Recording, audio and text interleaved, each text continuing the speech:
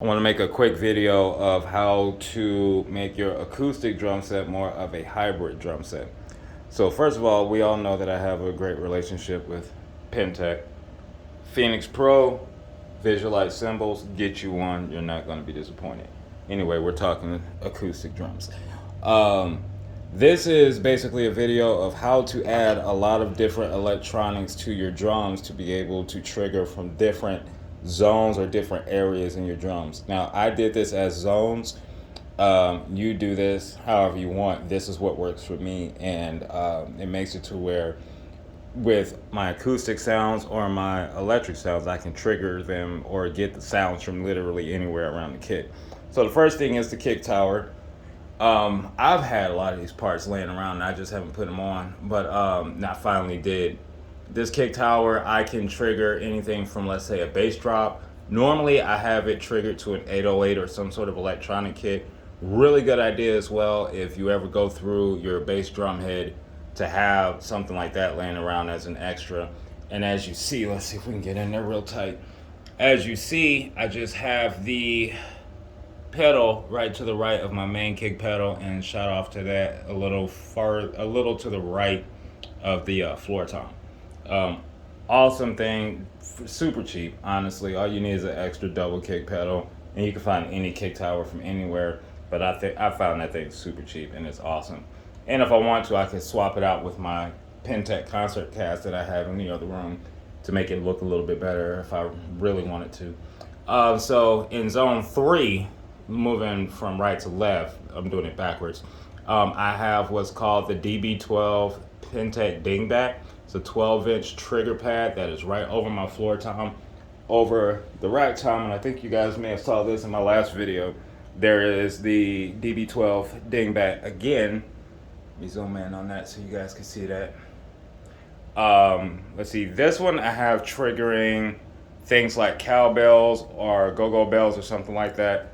This I have triggering things like cowbells and timpani, so on and so forth. And then over here, over the hi-hat, I have the NR6 Nimrod, I love these names, which I trigger for electronic hi-hat. And then of course I could trigger tambourines, shakers, and everything like that on them.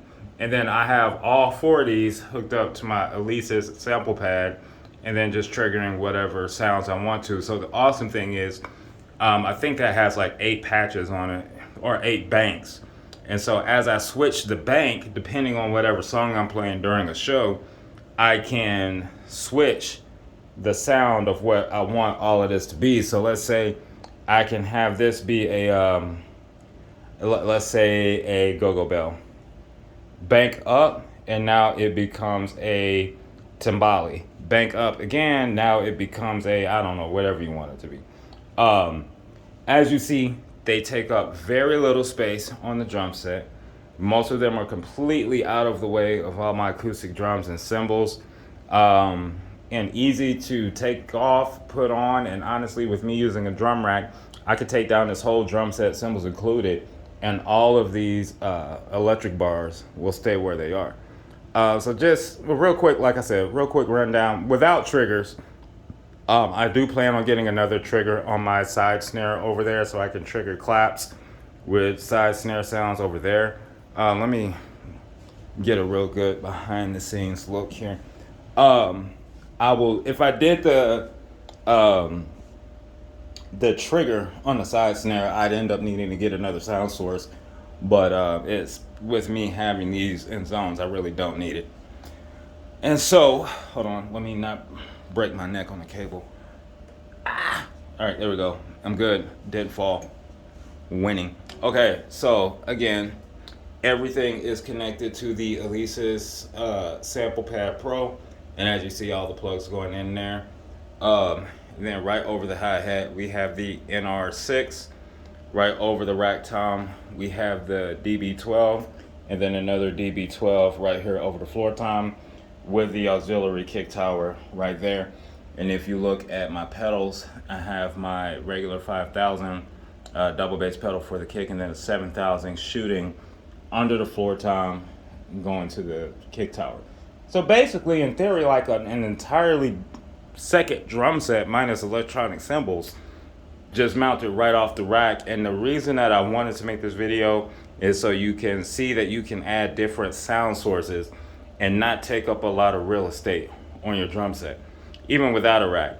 That one I could easily connect to the hi-hat stand and not have to put another stand there. That one, if I wanted to, I could connect it to the ride cymbal stand and not have to take up any more real estate. Same thing with that. I could hook that up to a crash cymbal stand and not take up more real estate.